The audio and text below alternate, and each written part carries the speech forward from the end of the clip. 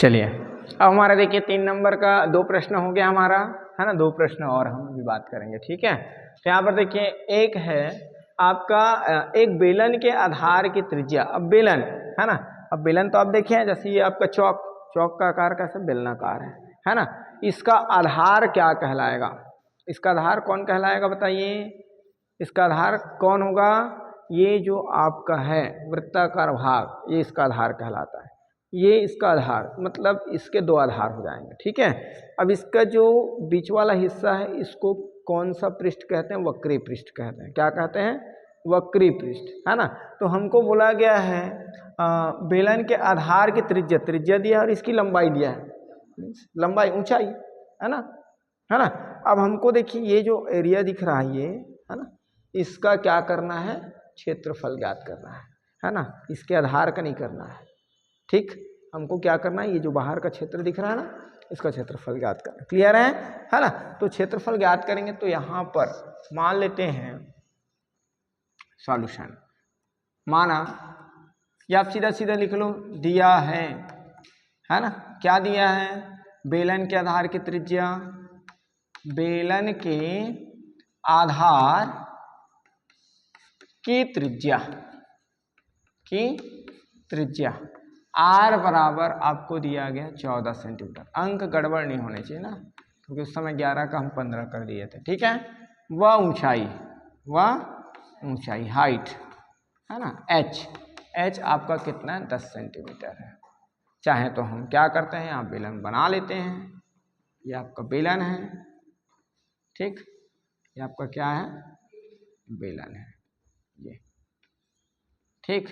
ये आपका क्या कहलाएगा, अक्ष कहलाएगा, है ना। ये आपका त्रिज्या कहलाएगा यहाँ से यहाँ तक। और देखिए त्रिज्या आपको दे दिया गया है, कितना दिया है, 14 सेंटीमीटर, और इसका ऊंचाई दिया है आपको 10 सेंटीमीटर, ये दिया गया है। तो हमको क्या करना है, इस भाग का, ये जो वक्री भाग है ना, इसका क्षेत्रफल हमको ज्ञात करना है, ठीक है। तो क्या हो जाएगा, देखिए बेलन के आधार की त्रिज्या हो गया, ऊंचाई हो गया, तब बेलन का क्या ज्ञात करना, वक्र पृष्ठीय क्षेत्रफल, है ना, वक्र पृष्ठीय क्षेत्रफल या वक्र पृष्ठीय क्षेत्रफल, या आप सीधा सीधा लिख सकते हैं वक्र पृष्ठ। ये आपका सूत्र होता है 2πRh, है ना, 2πRh, जहां पर पाई का जो मान होता है वो क्या होता है, 22/7 होता है, ठीक है। यहाँ पर पाई का मान कितना होता है, 22/7, और R का जो मान है, R का मान तो आपको दिया है 14, है ना, और H का मान दिया है 10, ठीक है। ये आपका कटेगा, देखिए 7 एकम 7 दूनी 14, है ना। ये आपका कितना हो जाएगा, देखिए 22 दूनी 44 गुना 2 गुना 10, तो 44 दूनी हो जाएगा आपका 88 गुना 10, और 88 दाहम कितना हो जाएगा आपका 880। चूंकि देखिए क्षेत्रफल है तो क्षेत्रफल का मात्रक वर्ग इकाई होता है, और हमारा यूनिट क्या है यहाँ पर, इकाई क्या है, सेंटीमीटर, तो इसका हम, है ना, इकाई क्या लिखेंगे, वर्ग सेंटीमीटर, है ना। अब यहाँ पर देखिए प्रश्न क्रमांक 10, ये आया प्रश्न क्रमांक 9 समझ में कि नहीं आया, एक बार और। ये देखिए आपको क्या करना है, बेलन का आधार का त्रिज्या दिया है और क्या दिया है, ऊंचाई दिया हुआ है ना। तो हम क्या लिख ले, देखिए बेलन के आधार की त्रिज्या R और ऊंचाई क्या मान लिए, H, ठीक। अब हमारे पास देखिए बेलन का पृष्ठ, वक्र पृष्ठ निकालना है हमको, है ना। वक्र पृष्ठ में मैं बता दिया आपको, ये जो वक्री भाग है ये बीच का, इनका हमको क्या करना है, क्षेत्रफल ज्ञात करने हैं, ठीक है। जैसे आपको चौक का उदाहरण देकर के मैं बताया, ठीक है ना। हमको ये देखिए ये जो वृत्ताकार भाग दिख रहा है इसका हमको कुछ नहीं निकालना है ना, इसका हमको कुछ नहीं निकालना, बल्कि ऊपर नीचे करना, निकाल करके बीच के भाग का हमको क्या निकालना है, एरिया, क्षेत्रफल ज्ञात करना है। तो ये सूत्र होता है 2πRh, जहाँ पर पाई का मान होता है 22/7। अब पाई का मान नहीं रखोगे तो चलेगा, ठीक है। तो पाई का मान लो हम नहीं रखते हैं, तो 2 गुना पाई गुना क्या हो जाएगा, 14 गुना 10, ऐसे हो जाएगा। तो ये आपका क्या हो जाएगा, 14 दूनी 28 गुना 10 पाई, और ये आपका हो जाएगा देखिए 28 दाहम 280 पाई। ये सूत्र, हाँ, ये आपका आंसर हो सकता है। बट यदि हम पाई का मान रखना चाहें तो हम रख सकते हैं क्या, 22/7। तो ये आपका 2 गुना पाई का मान 22/7, आर का मान आपका 14 और एच का मान 10। तो ये देखिए कटेगा, है ना, 7 एकम 7 दूनी 14, क्योंकि ये ऊपर वाली संख्या पूरा गुना में और ये भाग में है ना। तो ये आपका 22 दूनी 44 हो गया गुना 2 और ये गुना 10, 44 दूनी 88 हो गया गुना 10 और 88 दहम 880। ठीक है। ऐसे यहाँ पर देखिए सिद्ध कीजिए कि 2k + 7 एक विषम पूर्णांक है, जहाँ k क्या है, देखिए चूंकि दिया है इसका, देखिए दिया है k क्या है, एक पूर्णांक है, k एक पूर्णांक है ना। पूर्णांक मीन्स k का मान क्या हो जाएगा, डैश डैश डैश -3 -2 -1 0 1 2 3 4 ऐसे। पूर्णांक में ऐसे ही होता है, पूर्णांक संख्या जिसमें क्या होता है, ऋणात्मक मान भी होता है, धनात्मक भी होता है, शून्य भी होता है कि नहीं होता है, ये तो पूर्णांक कहलाता है, कहलाता कि नहीं कहलाता है। यदि आप चाहो तो एक एक मान रख सकते हो, है ना, जैसे -3 -2 ऐसे रख सकते हो, है ना। तो उससे क्या हो जाएगा, सवाल जो है बड़ा हो जाएगा, बड़ा हो जाएगा। तो हम इसको सीधा शॉर्टकट बता रहे हैं आपको, है ना। 2k + क्या है 7 है विषम, है ना, ठीक है। क्या है, विषम पूर्णांक बताना है। तो जैसे हम लोग क्या लिखते हैं, सम पूर्णांक के लिए कोई भी वैल्यू को हम 2k मान लेते हैं, है ना। अब इधर देखिए क्या मान लेते हैं, 2k या 2x 2m ऐसे मानते हैं, तो ये क्या होता है, सम होता है।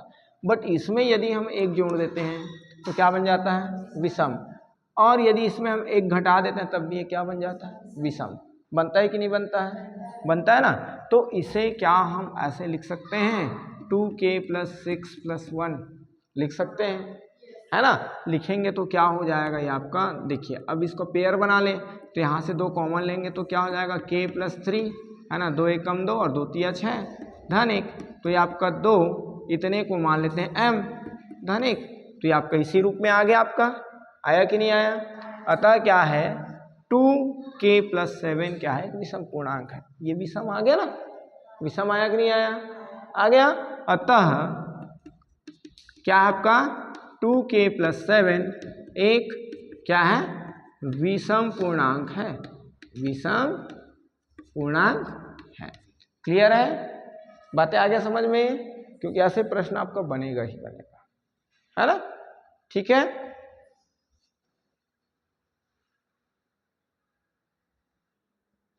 चलिए अब आपका क्या देखिए 11 से 14 तक के प्रश्न, है ना। ये आपके अथवा में मिलेंगे, ऑप्शनल रहेंगे, है ना, ये अथवा ये, ठीक है ना। यहाँ पर ये आपके 4 नंबर के आएंगे, ठीक। 11 से 14 तक का आपका 4 प्रश्न रहेगा, मीन्स 8 प्रश्न रहेंगे।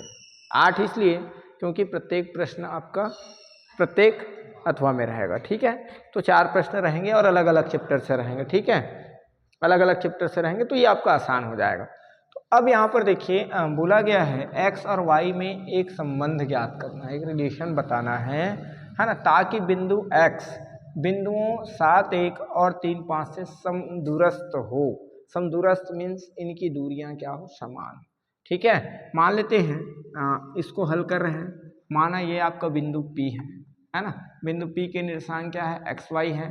अब यहाँ पर मान लेते हैं बिंदु क्या है आपका A है, A का निर्देशांक हम मान लेते हैं क्या, 7 और 1, है ना। यहाँ पर मान लेते हैं बिंदु B है, इनके निर्देशांक हम मान लेते हैं 3 और 5 सपोज। तो इनके बीच की दूरियां क्या होगा, बराबर होगा, ये बोला गया है, यही तो बोला गया है ना।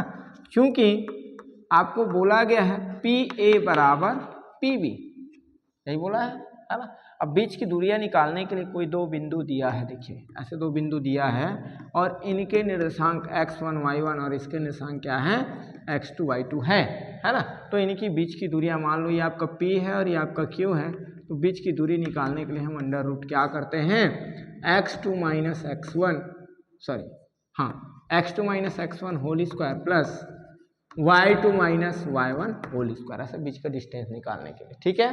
तो ऐसे ही यहाँ पर भी हम क्या करेंगे, बीच की दूरी निकालने के लिए क्या करेंगे, वर्गमूल। क्या हो जाएगा, x - 7 पूरे का वर्ग, x - 7 पूरे का वर्ग धन y - 1 पूरे का वर्ग, ऐसे ही होगा, ठीक है। इधर भी हम करेंगे तो आप 3 - x करो या x - 3 करो, जैसे भी है, ठीक है ना, आपको उत्तर उतने ही मिलेंगे। बट यहाँ पर क्या करें, देखिए PA x माइनस में ले रहे हैं तो इधर भी x माइनस, x माइनस 3 पूरे का वर्ग, y माइनस 5 पूरे का वर्ग। देखिए दोनों तरफ आपके पास वर्गमूल है, तो वर्गमूल से वर्गमूल क्या हो जाएगा, कट जाएगा, कटेगा। फिर यहाँ पर हम डायरेक्ट लिख दें a ऋण b पूरे का वर्ग, सीधा लिख दूं मैं, है ना। तो a का वर्ग धन b का वर्ग ऋण 2ab, फिर ये आपका a ऋण b पूरे का वर्ग, a का वर्ग धन b का वर्ग ऋण 2ab। ऐसे इधर भी बराबर क्या हो जाएगा, a का वर्ग धन b का वर्ग ऋण 2ab, ऐसे हो जाएगा। यहाँ पर भी हो जाएगा, देखिए क्या हो जाएगा, a का वर्ग धन b का वर्ग ऋण 2ab। ठीक है, ये देखिए दोनों तरफ आपका x का वर्ग है, बराबर के पहले भी और बराबर के बाद भी, दोनों धनात्मक हैं। दोनों तरफ आपका y का वर्ग है, दोनों धनात्मक है, तो कट जाएगा।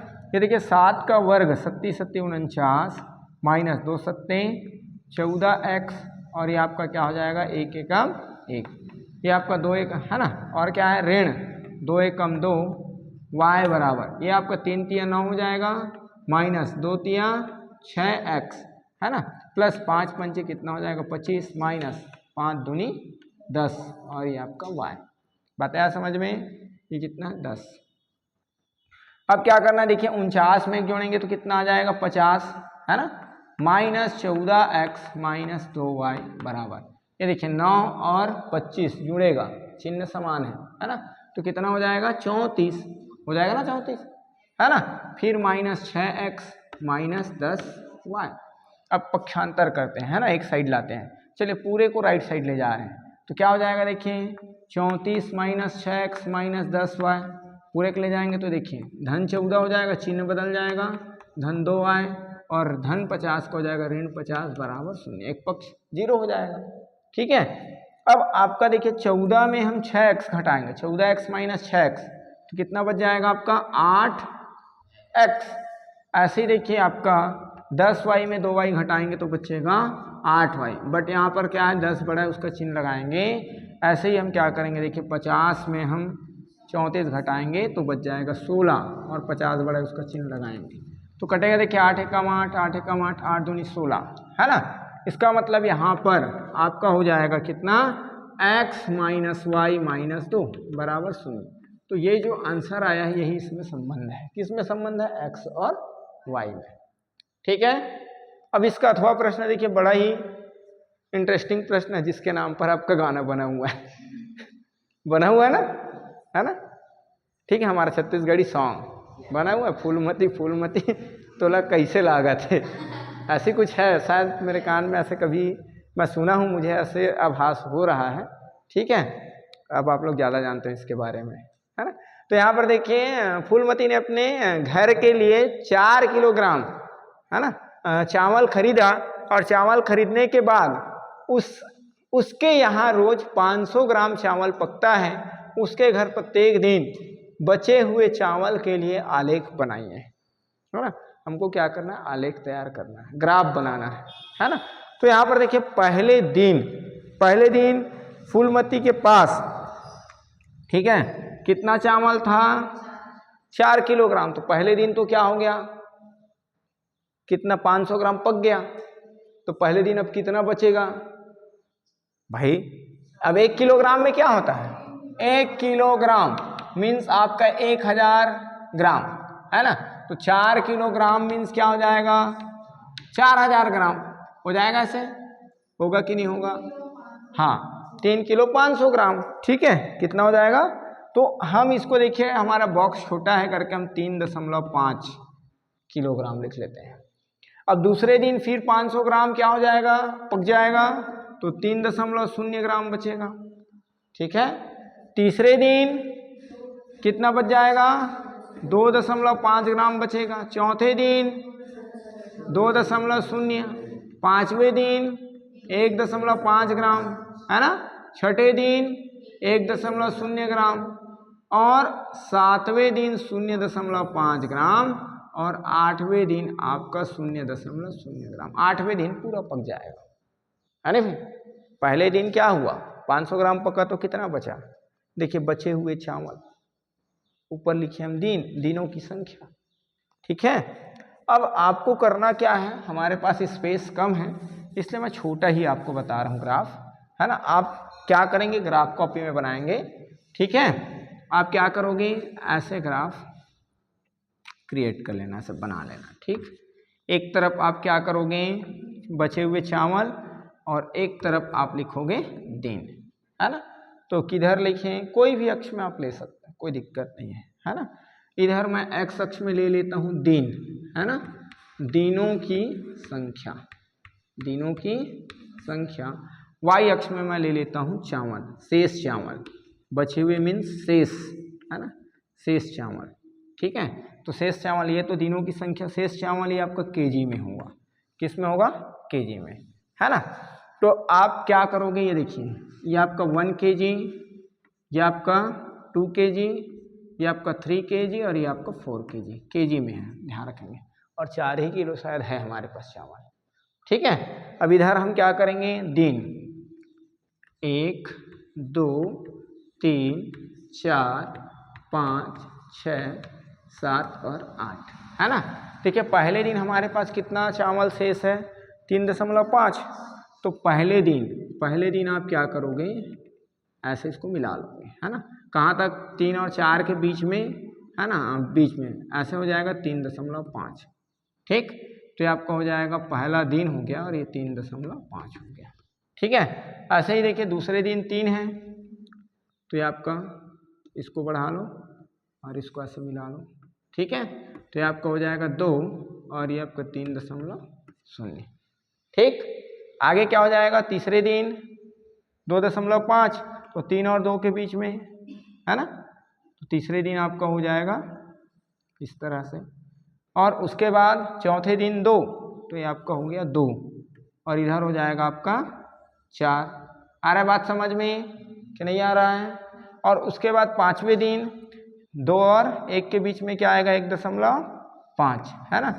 और इसको आप ग्राफ में बनाएंगे तो अच्छा से बनेगा आपका, ठीक है, या स्केल से माप के बनाएंगे, ठीक है, समान डिस्टेंस में। इसके बाद छठे दिन आपका 1 है, तो ये आपका 1, ये छठे दिन और ये, ठीक। और बिंदु को ऐसे पॉइंट आउट करोगे आप, है ना, कर सकते हैं कि नहीं कर सकते हैं। ये आपका 3 है और कितना हो जाएगा, 2.5। ये आपका 4 है और कितना हो जाएगा, 2.0। ये आपका 5 है और कितना हो जाएगा, 1.5। ये आपका 6 है और कितना हो जाएगा, 1.0। इसके बाद, है ना, ठीक है ना, सॉरी ये आपका 0.5 आएगा। अच्छा ठीक तो लिखे थे क्या, ठीक है। अब इसके बाद क्या आ जाएगा आपका, इसके बाद हाँ 0.5 मतलब 0 और ये आपका 0 है, 0 और 1 के बीच में, है ना। तो ये आपका यहाँ पर आ जाएगा 7 और 0.5, और ये 8 पर आपका आ जाएगा 8 और 0.0, ठीक। अब इसको आपको क्या करना है, स्केल से मिलाओगे तो ये स्ट्रेट लाइन मिलेगा आपको, ठीक है।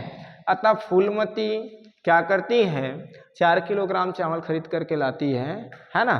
तो उनके घर यदि 500 ग्राम प्रत्येक दिन चावल, है ना, पकता है, तो 8वें दिन चावल क्या हो जाएगा, समाप्त हो जाएगा। ये देखिए 8वें दिन चावल क्या हो जाएगा, यहाँ पर भी 0 हो गया है ना। तो 8वें दिन चावल समाप्त हो जाएगा। बातें आया समझ में कि नहीं आया, आ गया, हाँ चलिए ओके।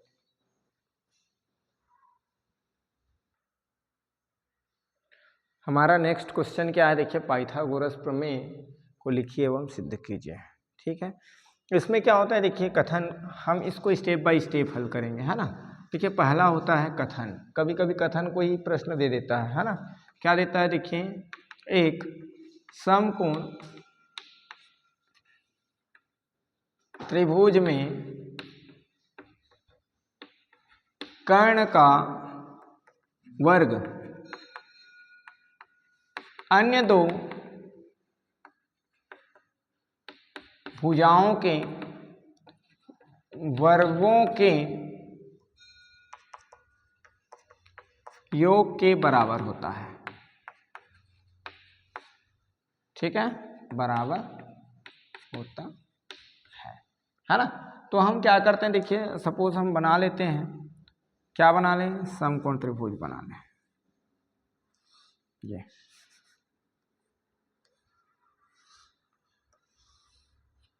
ये आपका क्या है, ए बी सी है ना, समकोण त्रिभुज है। ठीक है, यहाँ पर कोण बी क्या है, समकोण है। यहाँ पर लिखेंगे। नेक्स्ट आपका दिया है, नेक्स्ट आपका क्या है, दिया है ना, पहला कथन हो जाएगा दिया है त्रिभुज, ऐसे दे सकते हैं समकोण त्रिभुज ए बी सी में कोण बी बराबर क्या है, 90 अंश। समकोण मीन्स क्या, 90 अंश का जहाँ कोण बने वो समकोण कहलाता है ना। तब हमें सिद्ध करना है, देखिए सिद्ध करना है, क्या सिद्ध करना है, सिद्ध करना है, क्या सिद्ध करना है, देखिए आपको सिद्ध करना है कर्ण का वर्ग बराबर लंब का वर्ग धन आधार का वर्ग। मीन्स क्या हो जाएगा, देखिए समकोण त्रिभुज में जहाँ पर 90 अंश का कोण बनता है उसकी सामने वाली भुजा आपका कर्ण कहलाता है। मतलब हमको ए सी का वर्ग बराबर क्या करना है, ए बी का वर्ग धन बी सी का वर्ग, ये सिद्ध करना है। ठीक है, इसके लिए हम क्या करेंगे, देखिए रचना करेंगे। अगला रचना ये करेंगे, क्या रचना करेंगे, देखिए बी सी पर लंब डाल देते हैं ऐसे, ये देखिए क्या हम लिख देते हैं बी डी लंब डाला किस पर, ए सी पर, है ना। बी डी लंब किस पर डाला, ए डी पर डाला, लंब डाल रहे हैं, ये लंब का चिन्ह है ना। तो लंब डाल रहे हैं मतलब क्या हो जाएगा आपका, ये आपका समकोण बनेगा। यहाँ पर लंब मीन्स क्या होता है, लंबवत कब कहलाएगा, जब समकोण बनेगा। ठीक है, अब हम क्या करते हैं, उत्पत्ति, किसकी बात करते हैं, उत्पत्ति। ऐसे स्टेप में आप बनाओगे तो आपको अच्छे नंबर मिलेंगे। ठीक है, अब आपके पास देखिए कितने त्रिभुज हो गए, 3 त्रिभुज हो गए। कौन कौन सा, ए बी सी एक हो गया, ए बी डी 2 हो गया, है ना, बी सी डी 3 हो गया। तो हम एक छोटे त्रिभुज और एक बड़े त्रिभुज के बारे में बात करें। त्रिभुज ए बी सी व त्रिभुज, ये देखिए एक बड़ा वाला त्रिभुज है ना ए बी सी, और एक छोटा त्रिभुज ए डी बी, है ना, त्रिभुज ए डी बी में आपको क्या दिख रहा है, ए बी सी, ये देखिए बड़ा त्रिभुज में भी कोण ए आ रहा है और ए डी बी में भी कोण ए आ रहा है ना। कोण ए बराबर कोण ए, ये कौन सा कोण है, दोनों में आ रहा है, मीन्स उभयनिष्ठ कोण, उभयनिष्ठ कोण। क्लियर है ना। अब उसके बाद देखिए कोण ए बी सी, ए बी सी बराबर कोण ए डी सी, ये देखिए यहाँ पर 90 अंश का कोण, यहाँ पर भी 90 अंश का कोण, है ना। तो ये आपका क्या हो जाएगा, देखिए ए डी सी क्या है आपका, समकोण है, सॉरी ए डी बी, ये आपका बी आएगा, है ना, A B C A D B, तो ये आपका क्या आ जाएगा, 90 अंश समकोण है ना। अब हम क्या करेंगे, कोण कोण समरूपता उपप्रमेय लगाएंगे। कोण कोण समरूपता उपप्रमेय, उपप्रमेय से क्या हो जाएगा, त्रिभुज, है ना, ए डी बी समरूप हो जाएगा त्रिभुज किसके, ए बी सी के। कौन कौन समरूपता प्रमेय से क्या हो जाएगा, समरूप। समरूप हम 1 नंबर के क्वेश्चन में भी बात किए थे। यदि क्या हो जाता है, 2 आकृतियां 2 त्रिभुज समरूप हो जाते हैं तो उनकी संगत भुजाएं क्या होता है, अनुपातिक होता है।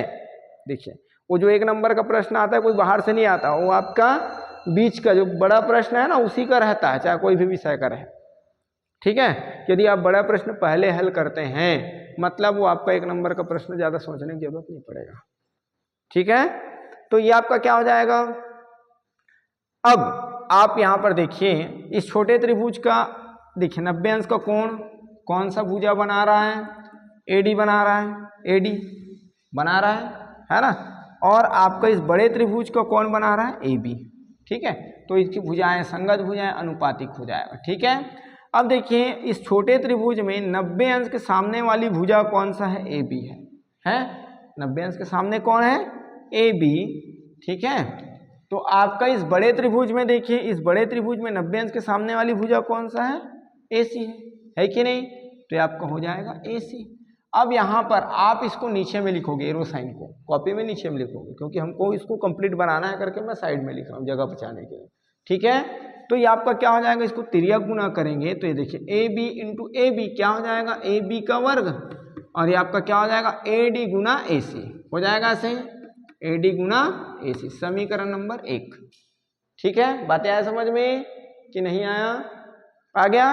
अब हम क्या करेंगे, देखिए पुनः आपके पास त्रिभुज, ये देखिए क्या बन रहा है, सी डी बी बन रहा है त्रिभुज कि नहीं बन रहा है, त्रिभुज सी डी बी व त्रिभुज, देखिए पहले छोटा फिर बड़ा लिए थे, अब ये वाला छोटा और बड़ा है ना, तो ये आपका हो जाएगा देखिए त्रिभुज ए बी सी में। अब देखो इस छोटे त्रिभुज में आपका कौन सा कोण बन रहा है, सी, और इस बड़े त्रिभुज में भी कौन सा कोण बन रहा है, सी बन रहा है, तो ये आपका कोण सी बराबर कोण सी कौन सा कोण हो जाएगा, उभयनिष्ठ कोण हो जाएगा, उभयनिष्ठ कोण। और उसके बाद देखिए इस बड़ा छोटा वाला त्रिभुज ए डी सी 90 अंश का कोण बन रहा है ना, कोण ए डी सी बराबर कोण, इसमें भी क्या हो जाएगा, सी बी ए है ना, सी बी ए बराबर ये क्या है, समकोण है। फिर यहाँ पर कौन सा सूत्र लगाएंगे, कोण कोण समरूपता उपप्रमेय में जैसे ऊपर लगाए हैं सेम है। ठीक है, तो ये आपका क्या हो जाएगा, देखिए कोण कोण समरूपता उपप्रमेय से, उपप्रमेय से।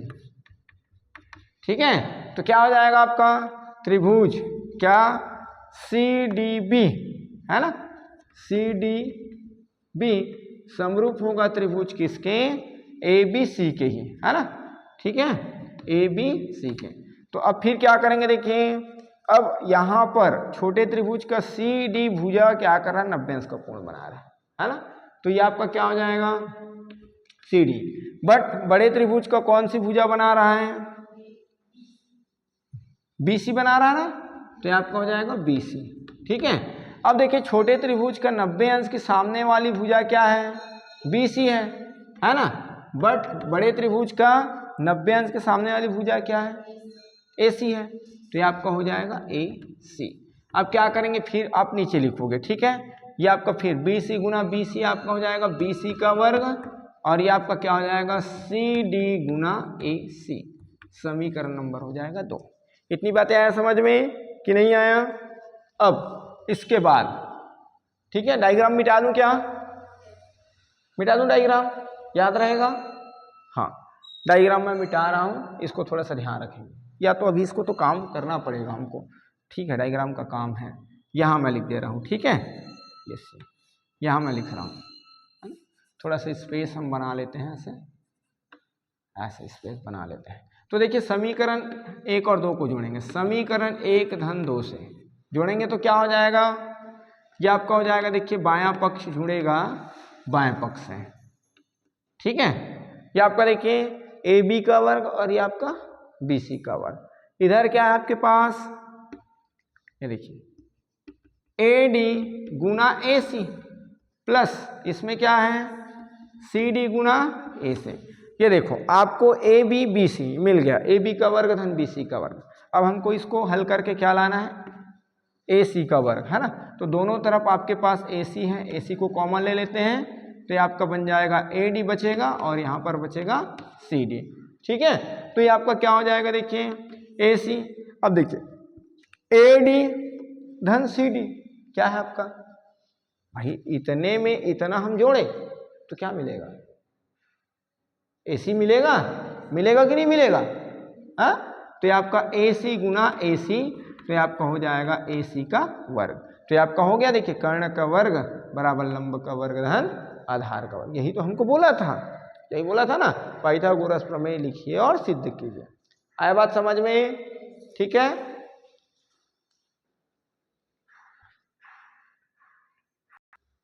अब हमारा देखिए 12वां का ही अथवा है ना, एक तो हम देख लिए पाइथागोरस प्रमेय लिखिए हम सिद्ध कीजिए। अब देखिए आपका 12वां का अथवा प्रश्न है, एक वृत्त की त्रिज्या 20 सेंटीमीटर है, दो बराबर और समांतर जीवाओं के बीच की दूरी 24 सेंटीमीटर है, जीवा की लंबाई ज्ञात कीजिए बोला गया है ना। तो सबसे पहले हम क्या करें, प्रश्न को समझें। प्रश्न में क्या बोला गया है, एक वृत्त है ना, तो हम क्या बनाएंगे, सबसे पहले वृत्त बनाएंगे। क्या बनाएंगे, वृत्त। अब वृत्त में क्या होता है भैया, केंद्र होता है ना। वृत्त में क्या होता है, केंद्र, केंद्र और होता है परिधि, ठीक है, और क्या होता है, त्रिज्या होता है। अब आपको दिया गया है इसकी त्रिज्या, कितना दिया गया, 20 सेंटीमीटर है ना, और क्या दिया गया, 2 बराबर और समांतर जीवा मान लेते हैं। ये देखिए, ये जीवा है, बराबर और समांतर जीवा है ना, ऐसे बराबर, ये जीवा है। अब जीवा के बारे में हम थोड़ी देर पहले बात किए थे, है ना। अब मान लें इसको हम मान लेते हैं ए बी और इसको मान लेते हैं सी डी, ठीक है। तो क्या हो जाएगा, ये तो आपका ओ है, तो ओ और बी आपका क्या कहलाएगा, त्रिज्या कहलाएगा। वृत्त के केंद्र से परिधि पर डाला गया लंब, है ना। चाहे मैं इधर भी खींचूंगा ऐसे, तो ये भी क्या कहलाएगा आपका, ओ डी त्रिज्या ही कहलाएगा, ओ सी भी आपका त्रिज्या ही कहलाएगा, ओ ए भी आपका त्रिज्या ही कहलाएगा। ये त्रिज्या का मान आपको दिया गया है कितना, 20 सेंटीमीटर, ठीक है। तो एक साइड ही कर रहे हैं, है ना, ठीक। उसके बाद बोला जा रहा है, देखिए बराबर और समांतर तो है, ये देखिए समांतर है, ए बी और सी डी क्या है, समांतर है, और ये दोनों बराबर है ना। जीवा की लंबाई ज्ञात कीजिए, और कुछ लिखा था, जीवाओं के बीच की दूरी लिखा है, देखिए जीवाओं के बीच की दूरी, है ना, मीन्स ये आपका क्या हो जाएगा, ये बीच की दूरी, ये टोटल डिस्टेंस आपको, ये आपका वो है, ये टोटल डिस्टेंस आपको मिला गया है ना, दिया गया है 24 सेंटीमीटर, ठीक है। तो इनको मान लेते हैं m, इनको मान लेते हैं n, ठीक है। हम लिखेंगे, देखिए दिया है ना, वृत्त की जीवा, वृत्त की जीवा कैसे है, ये देखिए ए बी बराबर है सी डी के, है ना। वह आपको दिया है त्रिज्या, वृत्त की क्या दिया है, त्रिज्या। त्रिज्या क्या है आपके पास, ओ बी है ना, ओ डी, ओ सी, ओ ए, ये आपका सब समान है, ठीक है। तो ये आपका कितना है, देखिए ओ बी आपका कितना, 20 है क्या, हाँ 20 सेंटीमीटर, कितना है, 20 सेंटीमीटर, है ना। और आपको देखिए जीवाओं के बीच की दूरी क्या दिया है, जीवाओं के बीच की दूरी, ठीक है, ये आपका है एम एन बराबर आपको दिया है 24 सेंटीमीटर, कितना है, 24 सेंटीमीटर। हमको क्या याद करना है, जीवा की लंबाई याद करना है, क्या याद करना है, जीवा की लंबाई, ठीक है। चूंकि आपके पास एम एन बराबर कितना है, 24 सेंटीमीटर है ना। तो 24 सेंटीमीटर है, तो यहाँ पर क्या हो जाएगा, देखिए भाई दोनों तो क्या है, बराबर है, दोनों बराबर है, मतलब आपका क्या हो जाएगा, दोनों बराबर है, मीन्स आपका ओ एम बराबर क्या होगा, ओ एन, मतलब आपका केंद्र से जीवाओं के बीच की दूरी बराबर होगा, है ना। तो हम क्या लिखेंगे, एम एन को हम ऐसे लिख सकते हैं क्या, M O plus O N या एन ओ लिख सकते हैं, या आप इसको ऐसे लिख लो, O M plus O N. ये देखिए ओ एम में यदि हम ओ एन को जोड़ेंगे तो टोटल क्या हो जाएगा आपका, एम एन होगा कि नहीं होगा, बराबर ही आपका हो गया 24 सेंटीमीटर। अब देखिए थोड़ी देर पहले मैं बता दिया कि ये क्या है, केंद्र से दोनों जीवाओं के बीच की दूरी बराबर होगा तभी जीवा बराबर हो सकते हैं, है ना। तो हम क्या करते हैं, देखिए ओ एम और ओ एन को भी हम ओ एम लिख देते हैं, तो ये आपको 24, ओ एम और ओ एम 2 गुना ओ एम हो जाएगा बराबर 24। तो क्या हो जाएगा, अब ओ एम का मान यदि हम रखते हैं, सॉरी 2 को पक्षांतर करते हैं तो आपका 24/2, तो 2 एकम 2 दूनी 4, तो ओ एम की वैल्यू आ जाता है 12 आ जाता है। अब आप जानते हैं, क्या जानते हैं कि भाई वृत्त के केंद्र से जीवा पर यदि हम कोई लाइन खींचें, रेखा खींचें, तो क्या होता है, उस पर लंबवत होता है, होता है कि नहीं होता है। तो ओ एम का मान आपका आ गया कितना, 12 सेंटीमीटर। अभी हम देखिए पाइथागोरस प्रमेय लागू किए थे, है ना, अभी हम सिद्ध किए हैं, वैसे यहाँ पर हम पाइथागोरस प्रमेय अप्लाई करते हैं, तो कर्ण का वर्ग बराबर लंब का वर्ग धन आधार का वर्ग यहाँ भी होगा। यहाँ पर 90 अंश का कोण बन रहा है, मतलब ओ बी क्या हो जाएगा आपका कर्ण, और ओ एम क्या हो जाएगा आपका लंब, और बी एम क्या हो जाएगा आपका आधार, क्या हो जाएगा, आधार, है ना। तो अब हमको क्या चाहिए, BM का मान चाहिए। देखिए OM है और OB है, तो हम पाइथागोरस प्रमेय लगाएंगे, ठीक है। अब यहाँ पर त्रिभुज किसमें, BOM में, किससे, पाइथागोरस प्रमेय से, पाइथागोरस प्रमेय से, है ना। पाइथागोरस प्रमेय से क्या हो जाएगा, ये आपका हो जाएगा, देखिए OB का वर्ग, कर्ण का वर्ग, OB का वर्ग बराबर OM का वर्ग, OM का वर्ग धन ये आपका BM का वर्ग। हमको BM का मान चाहिए, तो ये आप क्या करोगे, BM का वर्ग बराबर OM को पक्षांतर करेंगे ना, तो OB का वर्ग माइनस हो जाएगा OM का, पक्षांतर करेंगे मतलब इनकी दिशा बदल रहे हैं, बराबर के बाद है उसको बराबर के पहले ला रहे हैं, तो दिशा बदल गया, तो पहले क्या था, धनात्मक था, अब क्या हो जाएगा, ऋणात्मक, ठीक है। तो ये आपका हो जाएगा BM का वर्ग बराबर OB, OB का मान ये देखिए, OB आपको दिया है त्रिज्या कितना, 20 दिया है ना, त्रिज्या कितना दिया है, 20 सेंटीमीटर, ये देखिए, है ना। तो ये आपका 20 का वर्ग माइनस OM आपको मिला कितना, 12 का वर्ग, तो ये आपका BM का वर्ग बराबर 20 का वर्ग मीन्स क्या हो जाएगा, 400, 12 का वर्ग मीन्स 144, तो ये आपका देखिए BM का वर्ग बराबर, अब 10 में 4 गया तो 6 और 9 में 4 गया तो 9 में 4 गया तो 5 और 3 में से 1 गया तो 2, ठीक है। 9 में 4 गया तो 5 और 3 में से, क्योंकि उधारी लिए ना, घटा नहीं सकते तो क्या करेंगे, उधारी लेंगे, ठीक। अब 256 किसका वर्ग होता है,